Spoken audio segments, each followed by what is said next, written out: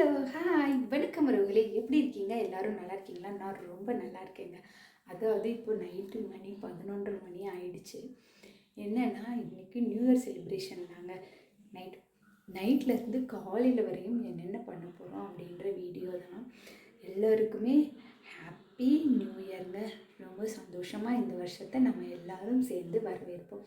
Okay, ரொம்ப சந்தோஷம், மிக்க மகிழ்ச்சி. எல்லோரும் வாருங்கள், வீடியோக்குள்ளே போகலாம். அதுக்கு முன்னாடி என்னோடய சேனலை புதுசாக பார்க்கும் உறவுகள் சப்ஸ்கிரைப் பண்ணிக்கோங்க. பக்கத்தில் இருக்க பெல் ஐக்கானை கிளிக் பண்ணுங்கள். அப்போ தான் நான் போகிற வீடியோ உங்களுக்கு நோட்டிஃபிகேஷனாக வரும். ஓகே ஃப்ரெண்ட்ஸ், வாங்க வீடியோக்குள்ளே போகலாம். மணி 11:30 மணி ஆயிடுச்சு. அப்புறம் எல்லாரும் வீட்டுக்கு வெளியில் வந்து கோலம் போட ஆரம்பிச்சிட்டாங்க. சரி, நானும் வெளியில் வந்து வாசல் தெளித்து கோலம் போடலாம் அப்படின்னு சொல்லிட்டு வந்து வாசலை தெளித்து கோலம் போடலான்னு ஆரம்பித்தேன். கூட பக்கத்தில் இருக்கவங்க எல்லோரும் நிறையா பேர் கோலம் போட்டுட்டு இருந்தாங்க. அதனால் அவங்க கூட கொஞ்சம் நேரம் பேசிக்கிட்டே கோலம் போடலான்னு ஆரம்பித்தேன். அதாவது என்னென்னா, நான் ஒரு கோலம் நினச்சிட்டு வந்தேன். ஆனால் இங்கே நடந்தது வேறு விஷயம். ஏதோ ஒரு டென்ஷனில் நான் நினச்ச கோலம் வரலைங்க. அது வேறு மாதிரி வந்துடுச்சு. சரி, ஓகே, எப்படியா இருந்தாலும் கோலம் தானே அப்படின்னு சொல்லிட்டு நல்லதே நடக்கட்டும் அப்படின்னு சொல்லி நானே மைண்டில் நினச்சி ஒரு கோலத்தை போட்டுட்டேன். அதாவது தாமரைப்பூ வந்து போட்டேன். நான் நினச்சது வந்து ஒரு எலிஃபேண்ட் மேலே வந்து 2026 நிற்கிற மாதிரி, அப்படி பிறந்து வர்ற மாதிரி. அது ஒரு ரொம்ப அழகாக இருந்ததுங்க. ஒரு வீடியோவில் தான் பார்த்தேன், ஃபோனில் ரொம்ப அழகாக இருந்தது. சரி, அந்த மாதிரி ட்ரை பண்ணலான்னு போட்டு பார்த்து தான் போட்டேன். ஆனால் என்னடானா அது வரல, என்னமோ தெரியல. சரி, ஆரம்பமே சொதப்பிடுச்சே அப்படின்னு நினச்சி, சரி ஓகே, நம்மளுக்கு தெரிஞ்ச தாமரைப்பூவே போட்டுருவோம். ஏன்னா தெரியாத விஷயத்தை போட்டு அழிச்சு போடக்கூடாது அப்படின்னு சொல்லிட்டு தாமரைப்பூவே போட்டுடலான்னு ஒரு தாமரைப்பூ அழகாக போட்டு 2026 எழுதி அப்படியே ஹாப்பி நியூ இயர்னு போட்டுட்டு பக்கத்தில் இருக்கவங்க எல்லாருக்கிட்டையும் பேசிகிட்டே கோலம் போட ஆரம்பிச்சாச்சுங்க. கோலமும் ஃபினிஷ் ஆகிடுச்சு. இதாங்க நான் போட்ட கோலம், நல்லா இருக்கான்னு சொல்லுங்கள். எனக்கே சிம்பிளாக தான் இருந்தது. நான் ஆரம்பித்த கோலம் வேறு, பட் அது வந்தது இதுதான். சரி, ஓகே, எல்லாம் நன்மைக்கே அப்படின்னு சொல்லிட்டு கோலம் போட்டு முடிக்கவே மணி 11:30 மணி, 1 மணிக்கு மேலே ஆயிடுச்சு. சரின்ட்டு கோலம் போட்டு முடிச்சுட்டு வீட்டுக்குள்ளே போனால் என்னோடய ஹஸ்பண்ட் வந்து எனக்கு சர்ப்ரைஸாக வந்து கேக் வாங்கி வச்சுருந்தாங்க. எனக்கே தெரியாது. சரி, ஓகே அப்படின்னு சொல்லிவிட்டு, என் பையன் தூங்கிட்டாங்க, டைம் ஆகிடுச்சா, அதனால் அவன் தூங்கிட்டான்.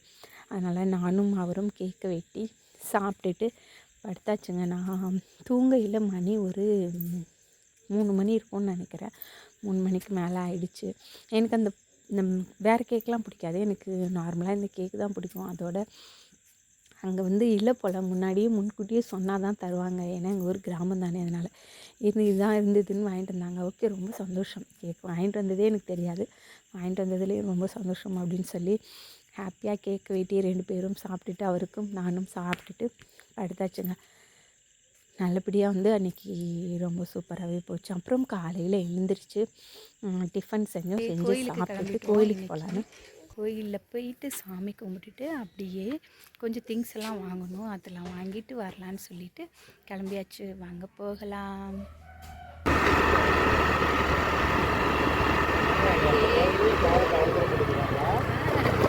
நல்லா சூப்பராக இருக்குல்ல. ஆவாரம் வந்துருச்சுங்க. ஆவாரம் இனிமேல் ஆமாம், எங்கே பார்த்தாலும் எல்லோ கலராக ரொம்ப சூப்பராகவே இருக்குது. ஆவாரம் எங்கே எல்லா பக்கமே கிடக்கும் கிராமத்தில். ஆமாம், இது ஒரு சீசன் தான். இந்த டைமில் தான் நல்லா இருக்கும்.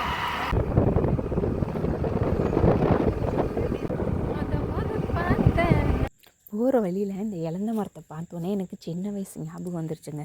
சின்ன வயசில் அப்படி தான் ஸ்கூலுக்கு சைக்கிளில் போயிட்டுருக்கையில எங்கே இலந்த மரம் பார்த்தாலும் சைக்கிளை நிப்பாட்டி அதுலேருந்து ஒரு பழமாவது பறித்து வாய்க்குள்ளே போட்டால் தாங்க எனக்கு மனசு திருப்தி அடையும். அவ்வளோ ஒரு டெம்டிங்காக இருக்கும் அந்த மரத்தை பார்த்தோன்னே. அந்த மாதிரி பார்த்தோன்னே எனக்கு ரொம்ப சின்ன வயசு ஞாபகம் வந்துருச்சு. அப்புறம் நிப்பாட்டி ஒரு 2 பழம் பறித்து, எனக்கு ஒரு பழம், என் ஹஸ்பண்டுக்கு ஒரு பழம்னு 2 பேரும் அந்த பழத்தை பறித்து வாயில் போட்டுட்டு அப்படியே திருப்பி வண்டி எடுத்துகிட்டு கிளம்பிட்டோங்க.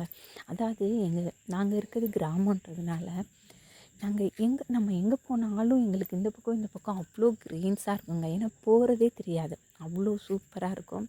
அப்படியே பார்த்துக்கிட்டே போகணும். எல்லாம் தயாராக இருக்காங்க. தைப்பொங்கலுக்காண்டி வந்து அவ்வளோ பேரும் தயாராக இருக்காங்க. நெற்கதிர்கள் அறுவடை செய்வதற்கு ரொம்பவே சூப்பராக இருந்துச்சு. மனசுக்கு சந்தோஷமாகவும் இருந்துச்சு. அப்படியே போய் கோயிலுக்கு போய் சேர்ந்துட்டோங்க. அப்படியே கோயிலுக்கு போனாங்க. அங்கே போனோன்னே சபரிமலைக்கு போகிறதுக்கு இருமுடி கட்டி சாமியெல்லாம் ரொம்ப தயாராக இருந்தாங்க. அதை பார்த்தோன்னே எனக்கு ரொம்பவே சந்தோஷமாகவும் மகிழ்ச்சியாகவும் இருந்தது. அப்படியே கோயிலுக்குள்ளே போய் அம்மனை தரிசனம் பண்ணிவிட்டு கொஞ்ச நேரம் அப்படியே உட்காந்துருந்தோங்க. பிரசாதம் தந்தாங்க, அதையும் சாப்பிட்டுட்டு அங்கேருந்து ரொம்ப மனநிறைவோடு கோவிலேருந்து கிளம்பிட்டோங்க. கிளம்பி வீட்டுக்கு வரலாம் அப்படின்னு சொல்லி கிளம்பி வந்துட்டு இருந்தோங்க. அதாவது எப்போவும் போவேன் கோயில், வெள்ளி செவ்வாய்க்கெல்லாம் கோயிலுக்கு போவேன். பட் எனக்கு பிடிக்கும். ஆனால் இன்றைக்கி ரொம்பவே சந்தோஷமாகவும் ஹாப்பியாகவும் இருந்தது. எனக்கு நியூ இயர் செலிப்ரேஷன் இப்படி தான் போனது. உங்களுக்கு எப்படி போனது? என்னென்ன செஞ்சீங்க? எப்படியெல்லாம் நியூ இயரை வரவேற்றீங்க அப்படின்னு சொல்லி என்னோடய கமெண்ட் பாக்ஸில் கமெண்ட் பண்ணுங்கள். ஓகே ஃப்ரெண்ட்ஸ், நாங்கள் கிளம்பி வீட்டுக்கு போயிட்டுருக்கோம். ஓகே, இந்த வீடியோ பிடிச்சிருந்ததுன்னா ஒரு லைக் பண்ணுங்கள். அப்படியே என்னோடய சேனலை புதுசாக பார்க்க முறவர்கள் சப்ஸ்கிரைப் பண்ணிக்கோங்க. பக்கத்தில் இருக்க பெல் ஐக்கானை கிளிக் பண்ணுங்கள். அப்போ தான் நான் போகிற வீடியோ உங்களுக்கு நோட்டிஃபிகேஷனாக வரும். ஓகே ஃப்ரெண்ட்ஸ், போயிட்டு வருகிறேன். பாய். அடுத்த வீடியோவில் உங்களை சந்திக்கும் வரை உங்களிடமிருந்து விடைபெறுவது உங்கள் பொன்னமராதி பொண்ணு. ஓகே, பாய்.